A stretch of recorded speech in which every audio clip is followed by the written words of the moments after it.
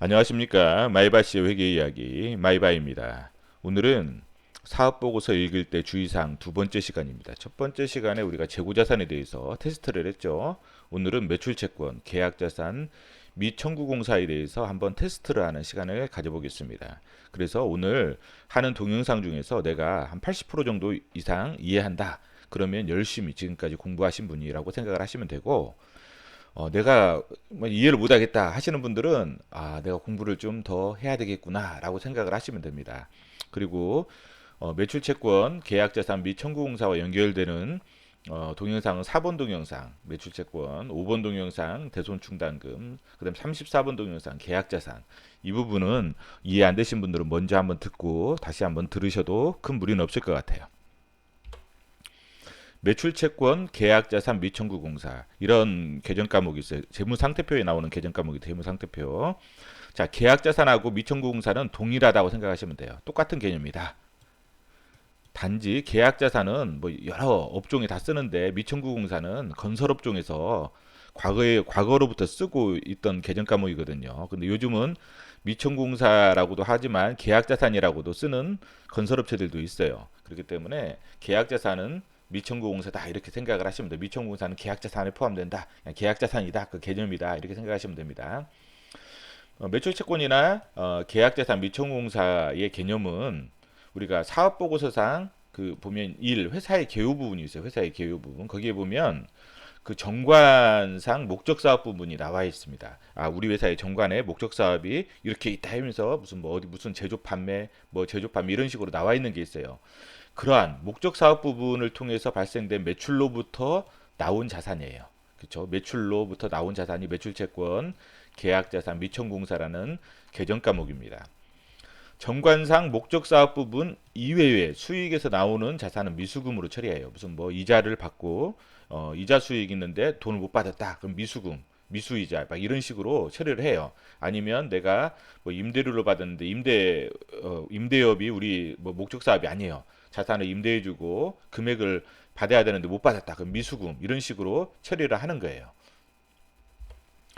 매출 채권은 우선 첫 번째 판매를 하거나 용역을 제공했어요. 판매를 하거나 용역을 제공했고 계약서가 있어요. 우리가 언제 이 금액을 받는다. 판매를 하고 뭐 이렇게 설치를 했을 때 뭐 이 금액을 받는다. 뭐 이런 식으로 계약을 하잖아요. 계약서상 돈 받을 날짜에 그래서 이제 설치를 해주고 이제 뭐예요? 우리가 설치한 우리 회사가 뭐예요? 세금배당서를 발행을 해요. 그래서 발행을 해서 뭐예요? 세금배당서 발행한다는 것은 청구한다는 거예요. 돈 달라고. 그래서 계약서상에 돈 받을 날짜에 세금비난서를 발행해서 돈 주십시오 이렇게 청구를 하는 게 청구를 했어요. 청구를 했는데 아직 거래처가 돈을 주지 않고 있다. 이게 매출채권이에요. 이것은 뭐냐면 청구권이 있다고 해요. 채권이기 때문에 청구권이 있다.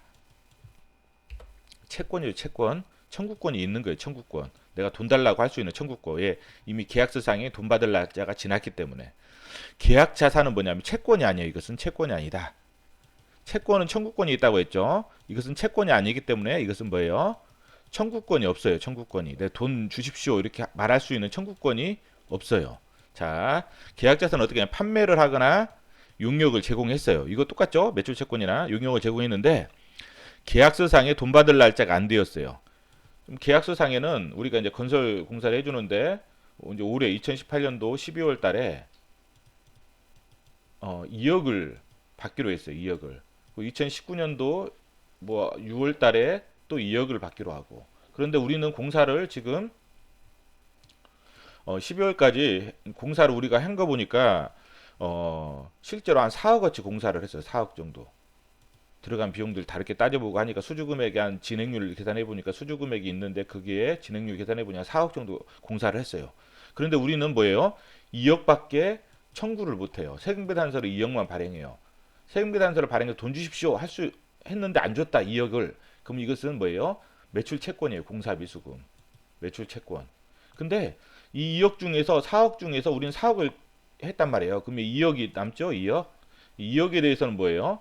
이것은 청구를 할 수 없어요. 이건 청구를 할 수 없어요. 이만큼 매출을 계산하는데 청구를 할 수 없어요. 이만큼은 2억에 대해서는. 왜 2억만 계약서상에 청구를 할 수 있잖아요. 세금배당서 발행해서 청구를 했어요. 이건 매출채권. 이것은 못 받았어 매출채권. 이것은 2억에 대해서는 뭐예요?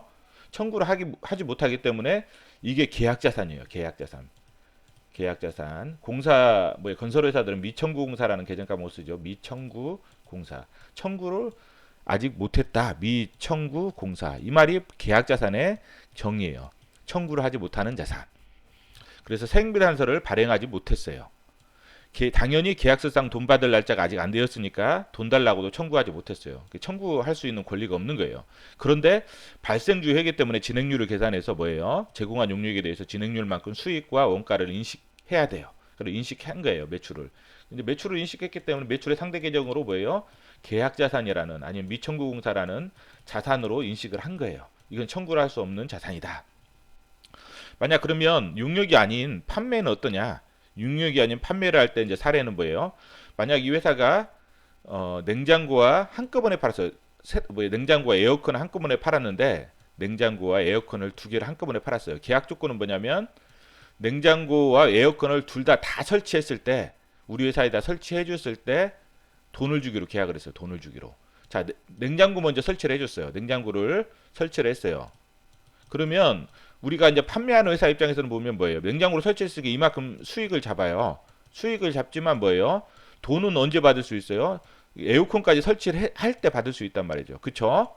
그렇게 계약을 했기 때문에. 그럼 뭐예요? 수익은 매출은 인식을 하지만, 그렇죠?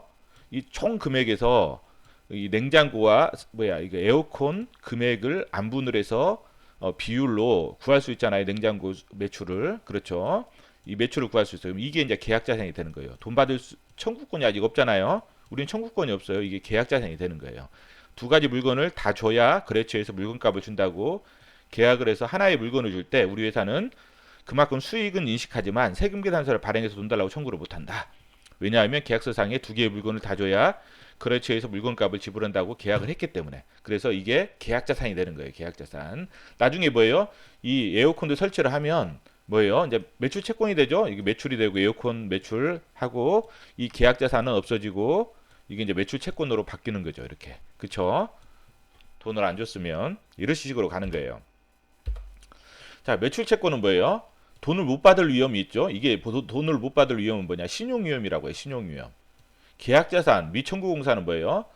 돈을 못 받을 위험도 있어요. 신용위험도 있는 거에 플러스 뭐가 있냐면 업무 수행 위험도 있어요. 업무 수행 위험이라는 뭐냐면 후속적인 재화나 용역의 이전 의무를 수행하지 못할 위험이 있어요. 그렇죠? 에어컨을 갖다가 막상 이전을 해야 되는데 그 못할 위험도 있다는 거예요. 그래서 뭐예요?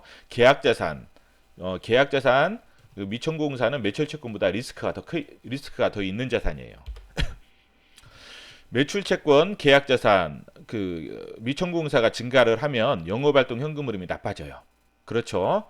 이게 제가 뭐라고 했어요? 영업활동 현금 흐름 할 때 자산이 쉽게 생각하라고 했죠. 자산이 증가하면 현금이 나간다.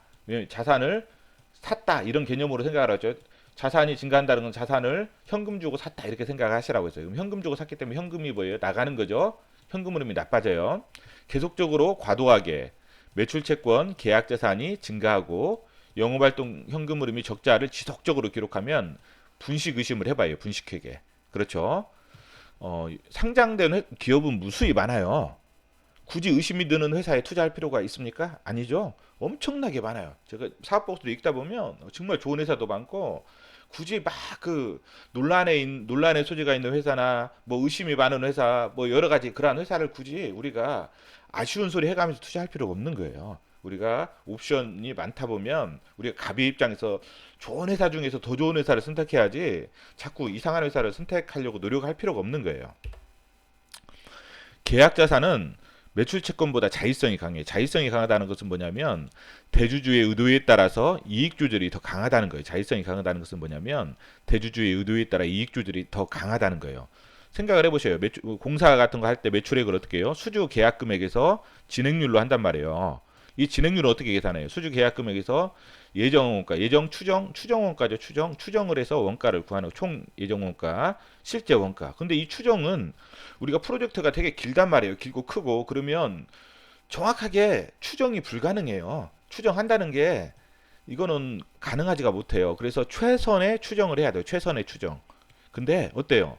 고의로 잘못된 추정을 하더라도 뭐예요? 불법이라고 말하기가 곤란해요. 이게 고의인지 최선인지 사람의 마음을 모르잖아요. 그렇기 때문에 뭐예요? 고의로 잘못된 추정을 하도 불법이라고 말하기 곤란해요. 생각을 해보죠. 예정 원가를 줄이면 어때요? 진행률이 높아지죠.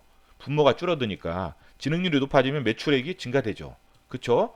근데 몇 년 공사에서 앞부분을 진행률을 높여가지고 이렇게 예정 원가를 높여가지고 진행률이 증가돼서 매출액이 증가됐는데 어때요? 그러면 뒷부분 실제 원가가 이제 추가적으로 더 발생을 해버리면 예정 원가가 나오면 이미 매출을 이미 다 인식을 해버렸잖아 앞에서. 이때는 인식을 적게 할 수밖에 없는 거예요. 원가는 많아지는데 그럼 뭐예요? 손실이 날 수가 있단 말이에요. 손실이. 그렇기 때문에 진행률을 높이해서 매출을 많이 인식을 한 회사들은 나중에 그만큼 손실이 발생할 확률도 있다는 거예요. 그렇죠? 수주 산업의 경우는 손익계산서의 이익보다는 뭐예요? 수주 금액의 변동성 및 방향성을 보는 게 더 정확합니다. 정확할 거라고 생각을 해요. 제가 개인적인 생각이에요. 그래서 이거는 여기부터 좀 저희 주관이 많이 들어가 있어요. 주관이 들어가 있으니까 이 부분은 여러분들이 걸러서 들으셔요. 그러니까 손익계산서의 이익보다는 수주 금액의 변동성 및 방향성을 보는 게 더 정확할 듯해요. 수주 금액의 증가량, 성장성, 수주 금액의 증가 속도, 성장 속도, 수주 금액의 지속성, 성장의 지속성. 의외로 손익계산서의 숫자가 망가지면서 그러면서 미천공사가 적어지고 재무상태표의 리스크가 줄어들고 그렇죠. 이제 그러면서 수주 금액의 변동성 및 방향성이 좋아질 때 의외로 관찰 시점일 확률이 커요. 그렇기 때문에 손익계산서의 숫자가 막 영업이익이 많이 망가지고 이제 그런 회사들 있죠. 그런데 재무상태표에 어떤 그 과거에부터 벌어들인 돈이 많아가지고 좀 안정적인 회사들이 있죠. 그런 회사들은 어때요? 좀 그 영업이 불황일 때 버틸 수가 있잖아요. 버틸 수 있는데 어 영업이 불황일 때가 좀 손익계산서 숫자가 망가지잖아요. 망가지면 수주금이 이제 증가한다. 전방산업의 수주금이 증가한다. 수주금의 증가 속도도 커지고 지속적으로 증가될 것 같다. 랄 때 이제 방향 뭐야 손익계산서의 숫자가 망가졌을지라도 그때부터 이제 뭐예요? 수주금의 변동성 및 방향성이 좋아질 때가 관찰 시점이라는 거예요. 그래서 이런 부분들은 역으로 생각을 하셔야 돼요. 수주 산업 같은 경우는 손익계산서를 1, 3분기 사업보고서는 회계법인의 감사를 받지 않아요. 따라서 계약자산이 많은 회사는 보수적으로 접근을 하셔야 돼요. 그렇죠? 재무상태표의 매출채권 및 계약자산을 볼 때 뭐예요? 먼저 전년 대비 변동성을 봐셔야 돼요. 그래서 얼마나 증가했냐? 매출채권이 전년 대비해서 그렇죠? 올해 전년 대비해서 얼마나 증가를 했냐? 그렇죠? 이 부분을 보셔야 돼요. 매출이 증가했으면 당연히 매출채권도 증가를 해요. 그런데 매출이 감소했는데 감소하면 또 매출채권도 어디에요? 감소해줘야 되는데 회수를 못해가지고 증가하는 업체들 이 부분은 좀 확인을 해보셔야 돼요. 그래서 뭐냐면 매출채권과 매출액 비율을 구해서 비율이 일정한지를 한번 보셔야 돼요. 전년 대비해서 몇 년치를 보시는 게 좋죠. 그리고 매력적인 부분이 있어 관찰 대상 회사로 선정할 때 이제 그 다음에 이제 뭐 디테일하게 매출채권 회전율이라든지 매출채권 회수기간 등을 디테일하게 구하시면 돼요. 처음부터 디테일하게 막 구할 필요는 없어요. 처음에는 대략적으로. 1, 3분기 사업보고서는 회계법인의 감사를 받지 않기 때문에 대손충당금을 적게 설정할 수 있어요. 그렇죠? 회사가 대손충당금을 적게 설정할 수 있다. 대손충당금을 적게 설정하면 어떻게 해요? 4분기에 더 많이 설정해야 되잖아요. 그렇죠? 4분기에 대손충당금을 더 많이 설정하면 어때요? 그만큼 비용이 증가하죠. 대손충당금은 어때요? 설정할 때 대손상각비라는 비용이 증가되죠. 대손상각비, 대손충당금 이런 식으로 설정하기 때문에 대손충당금이 늘어나는 것은 뭐예요? 대손상각비라는 비용을 계상한다는 거예요. 설정한다는 거예요. 그렇기 때문에 영업이익이 줄어든다. 그렇죠. 이런 부분들 한번 검토를 해보셔야 되고 그래서 매출채권과 대손충당금 이 비율로 대략적으로 전년도와 비슷하게 나오는지를 항상 분기별로 확인을 하셔야 돼요. 그렇지 않으면 1, 3분기에는 뭐 대손충당금이 적게 설정됐다가 감사를 안 받을 때 4분기에 갑자기 많이 설정되면 영업이익이 줄어들잖아요. 이런 부분들. 근데 종속회사가 아니어서 연결 재무제표를 작성하지 않지만 기타 특수 관계 회사인 회사가 있어요. 이 회사에 대한 매출채권의 경우 대손충당금 설정 금액이 줄어들 수가 있어요. 이 말은 뭔 말이냐면 자 우리가 이제 뭐 이쪽이 홀딩스가 있어요. 홀딩스가 있고 이렇게 있어요. A라는 회사가 있고 B라는 회사가 있어요. A라는 회사하고 B라는 회사는 연결 대상이 아니죠. 연결 대상이 아니에요. 그렇지만은 특수관계 회사잖아요. 특수관계 회사. 특수관계 회사예요. 이런 회사 같은 경우는 어때요? 이런 회사 같은 경우는 이쪽으로 매출이 많이 발생해요. 또 이 회사는 또 다른 데 전방산업 매출이 발생하겠죠. 이런 경우에 자, 어때요? 이 회사의 매출이 발생해서 매출 채권이 많이 증가되잖아요. 그러면 이 회사한테는 대손이 발생하지 거의 않는다고 생각을 하고 대손 충당금을 설정을 하지 않는단 말이에요. 그렇죠? 왜냐하면 기타 특수관계 회사에 대해서는 대손 금액이 발생하지 않기에 대손율을 설정을 하지 않기 때문에 대손 충당금 설정 금액이 줄어든다는 거 이런 부분들도 한번 고려를 해보시고 근데 이제 우리가 주의해야 될 점은 뭐냐면 이게 많았어요. A에서 B로 매출이 많았어요. 매출이 많았어요. 그 매출이 많다는 것은 뭐예요? 매출 채권도 많다는 거예요. 매출 채권도 그렇죠. 매출이 많고 매출 채권도 많았어요. 근데 B에서 전방 산업이 이 전방 산업이 좀 안 좋아요. 그럼 어때요? 나중에 이 매출이 많았다는 것은 A에서 B로 어떻게 보면 밀어내기 매출도 있을 거 아니에요. 밀어내기 A라는 회사의 매출을 증가시키기 위해서 밀어내기로 B가 이게 사주는 경우도 있단 말이에요. 그러면 매출이 많았다는 것은 많이 사줬다는 거예요. 그러면 전방 산업이 안 좋으면 나중에는 어때요? 더 많이 사줄 수는 없을 거 아니에요. 나중에 밀어내기 매출도 한계가 있잖아요. 그렇기 때문에 이런 경우에 전방 산업이 안 좋을 때는 어때요? 다음 분기에 매출이 줄어들 확률이 크다. 이런 부분들. 그렇죠. 여기서 한번 읽어보면 기타 특수관계회사에 대한 매출 채권이 과다하게 많다는 것은 매출을 그만큼 많이 설정했다는 것이고 이때 기타 특수관계회사의 전방 산업이 좋지 않다면 다음 분기나 다음 연도에 매출이 그만큼 줄어들 가능성이 크다. 이런 식으로 접근을 하시고 기타 특수관계에 대한 매출 채권이 과도하다는 것은 어때요?